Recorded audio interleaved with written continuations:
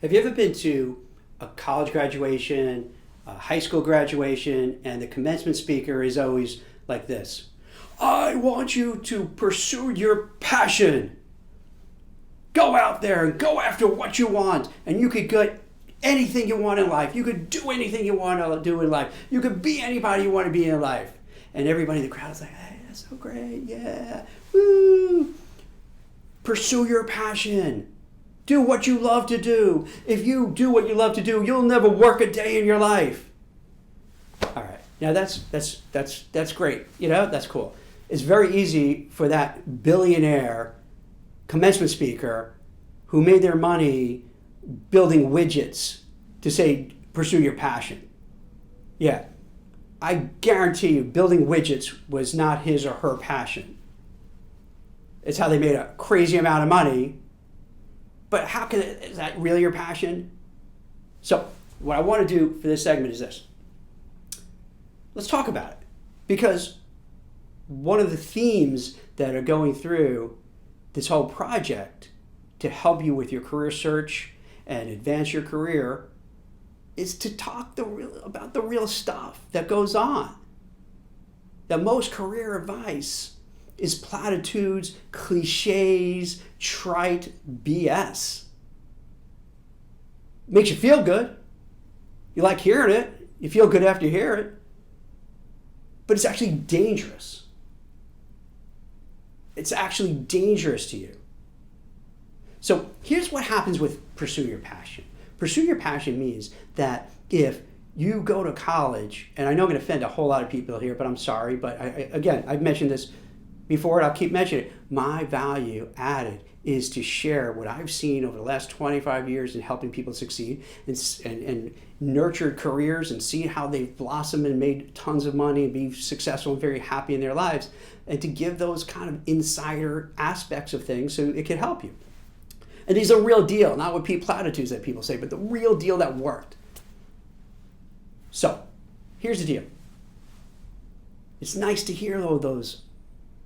You go get them, go after your passion, do what you want. You go to college and you're studying medieval medieval Russian folktale history and spirituality, or like whatever kind of thing, and that's my passion. I love the medieval times, and I love about mysticism, and I love about, I don't know, whatever you study doing that. But then you graduate, what are you going to do with it?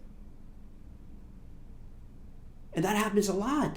It's like, okay, my passion is collecting butterflies. Okay, how am I going to make a living doing that? You know, my passion is collecting stamps. I don't know. maybe I don't know how you can make a career of that. I want to give you a different way to look at this whole pursue your passion. If you love what you do, you'll never work a day in your life. Here's my suggestion. Forget about all that. Turn out that noise for now. What you want to do at first is think, what am I good at? What skills do I have to bring to the table? My passion would be, hey, to play football at a generous 5'8"-ish at 170 pounds. That's not going to happen no matter how passionate I am about it. And being over 40, I don't see that as a likelihood. So following my passion is probably not too smart to build a career around that. You want to find what your strengths are. Understand your weaknesses. Think of your abilities, your capability, your academic background, the education you had, the skills you've acquired, the knowledge you've built, your all your attributes, and think, okay, here's what I bring to the table. If you're not good at math and you're kind of math phobic, becoming an accountant probably doesn't make sense, even if your parents are saying to do that. So you find and define what you're good at.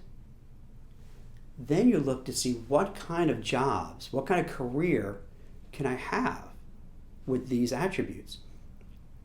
Think of the Venn diagram. So on one part of the Venn diagram, you have here your skills, your ability, your knowledge, your education, your past jobs, your successes, what you're good at. Then also you want to put another, so that's one circle. And then the second circle would be that goes overlap it, is what kind of jobs are out there. And then another circle would be, do I like doing it? Would I enjoy doing it? Would I enjoy being a stockbroker, an accountant, a wealth manager, a hedge fund manager, a teacher, a social worker, a politician, an Uber driver? You want, what would make you happy? So you want to find the nexus of what I'm good at, what I can do, what I have the skills for, and can I get paid for it? Is there a market out there? Is there a job out there? Is it a job out there, jobs out there, but they pay poorly? Because here's what happens. So let's say you're really good at stuff, right? And you say, hey, think of the circles. You're really good at this stuff in here, and then the jobs intersect, and there's a big thing. And we'll have some graphics on behind me that'll show you this. And you realize, wait, those jobs don't really pay that well, and I'm kind of money motivated. Now, if you're not money motivated, then that's okay. But let's say you're money motivated, say, these jobs aren't paying a lot. That's not so cool. And then that circle that says, do you like it? You'd like it a lot if it paid money.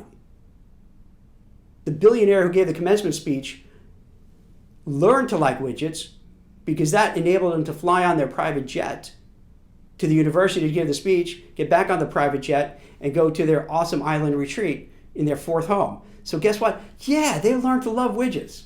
They learned to love what they do.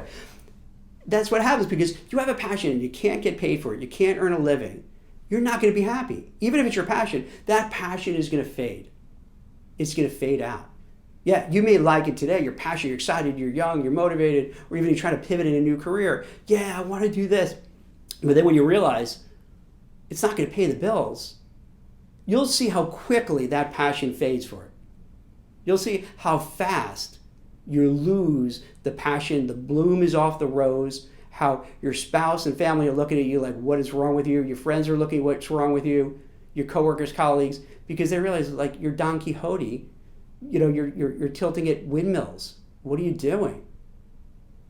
And and that passion is going to lead to your ruination. Now, sometimes you're lucky. Sometimes your passion is an area that you could do really well, make a lot of money. Let's say your passion is coding. You're a brilliant, smart coder. And in the market we're in now with Amazon doing great, Apple, Netflix, all these companies, all these tech companies, then you know what? That passion for coding, there's a lot of demand for it. You get paid a lot. And you're going to enjoy it because of your passion, but then you're going to even enjoy it more because you're getting paid a lot. And you're getting job offers and getting promotions. So if there's areas that you have the right skills, the right abilities, you're passionate about it, and it pays well, that's the bonanza. That's what you're shooting for. You want to find that combination. You want to find a combination where you're passionate about something, you love something, there's a lot of jobs out there, they pay well, and then you're going to really like it, and then you're going to love it. Not only are you going to love it, but then because you enjoy the work, you're passionate about it, people are going to notice it. So when you interview, when you're trying to progress in your career, people see, wow, this guy really loves it. They're going to give you more work, more assignments, promotions, bonuses, raises, because wow. Think about it. You've seen those people in the office who they wake up, they're excited, they're in the office early, they stay late, they don't take breaks because they just love what they do. And then you see them rise up in their careers. And then on the other side, we've all seen those people who really don't like what they do. They're going through the motions. They're dragging their feet, and it's obvious. We all know it. We see it. They're on the phone calls with whoever. They're always stepping out for something. They're always sick. They're always coming in late with an excuse. They're always leaving early with an excuse. But the ones who are passionate and love it and get paid for it, then they're the winners. That's great. That's what you want to achieve. There's another thing, too. You learn to be passionate about something. You learn to be passionate about something. If you're good, if you have the skills, you have the background, whatever it may be. Let's go with the accounting, where you're good with numbers. You enjoy numbers, you love playing with numbers, you love solving mathematical problems, and you go into accounting, you're going to advance because you love doing the work. You love it. And then maybe you're going to come in early because you're excited to do stuff. You're going to stay late. You don't mind if your boss says, hey, can you do this over the weekend? Yeah, because I'm learning, I'm growing. Then you're going to get job offers at other places when you interview. They're going to want to hire you because they feel that passion, that energy, that drive. And then you're going to even learn to love it even more because it's a self-fulfilling prophecy. Because you have the skills, you really love doing it, people notice it, they give you more work, you learn more, you grow more, you keep growing. Now, if you're not terribly passionate about something, you got to find a way to get yourself self-motivated about it. Because if you're just going through the motions, it's hard to compete. It's hard to compete because the people who really do want it badly, who have that hunger, they're going to just steamroll you every time. So you have to think clearly when you're looking for a job. Do I have the right skills, the right background, the right experience? Does it pay what I want it to pay? I don't want to sound crass by talking about money all the time, but it's a fact of life. That's another thing people don't talk to you about. When we talk about career-related stuff, they do it in a bubble. I live in reality, not in a bubble. And that money is important. Take it from me. I have a family, have kids, all that kind of stuff. Yeah, it's a big difference. If you have the financial wherewithal to live in the neighborhood you want to live in, drive the cars you want to drive, take the vacations that you want to take, provide for your kids' college education, help out family members in need, give to charity, invest in the stock market, buy real estate, have other income flows. It's a very different way of living. So you have to choose wisely. And if you choose something just because it's a passion, but you don't have the compensation, yeah, when you're, for time, it'll be okay because you like what you're doing. But if there's no growth, no trajectory, you're not going to get the money, you're going to pretty much get miserable very quickly and very unhappy very quickly. And that passion is going to turn into resentment and anger, and you're going to take it on everyone around you. So forget about the advice that you get on commencement speech, the feel-good advice, the cliche of if you love what you do, you'll never work a day in life. There's merit to it, but they're just kind of messing up the message. The message really is to have the combination. Like what you do. So passion is even a strong word. Let's say you like what you do, and you're good at what you do, and you have the experience, the background, the temperament, the ability to succeed in it. And you're in a niche that pays well and has a growth chart that you can keep growing well. Then when that circle about liking it, you're going to love it because you're good at it, you're working to your strengths, there's a future, you can get paid, and that's how it works. So they give you the sizzle but not the steak. The steak is the hard work actually. And I'm mixing up analogies here and they probably don't make sense, but the key is if you're looking for a job, analyze what skills you bring to the table, what you're good at, what you like doing, does it pay well, is there a future, can you grow within that future and have your pay rise over time, do you enjoy it, and on the scale of enjoying it, even if you enjoy it moderately, if you're good at it, you have the skills, the same way that billionaire who jetted in to give the speech learned to love widgets, you'll probably learn to love that area because you're doing well at it and you're advancing and you're growing. And then all of a sudden, yeah, I love making widgets. Widgets are the coolest thing ever.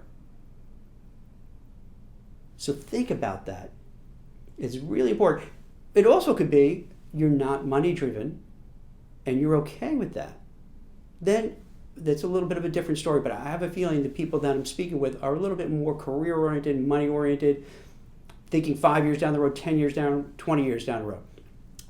So find out what you're good at, critically analyze what you're good at. And it's not only skills, it's your temperament. You might not be well suited for certain things. Do you have the temperament to deal with it? And do you like it, but like it enough to endure getting to the next level, because then you can increase and you will love it because you're doing well, you're making money, and everything is great. So follow your passion. I get it, but it's much more than that. It's much deeper. There's more involved, more thinking.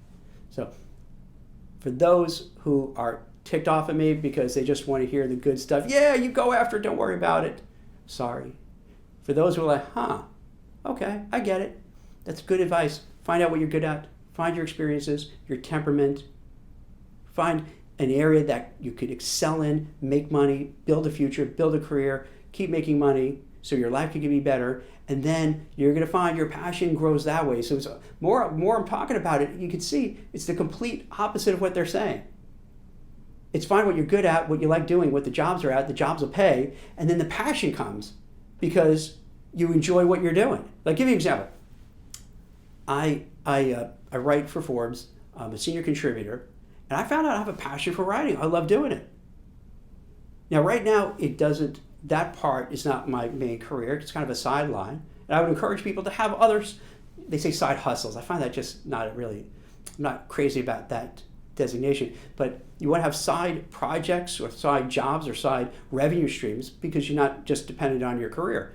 And I found out I love doing it. That's probably one of the favorite times of my day is when I'm writing articles.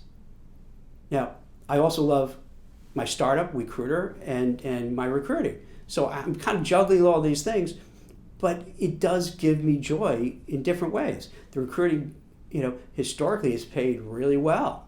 So that made me more passionate about doing the recruiting and enduring all the negative stuff, all the headaches, all the positive. I would wake up in the morning excited, loving it, all that.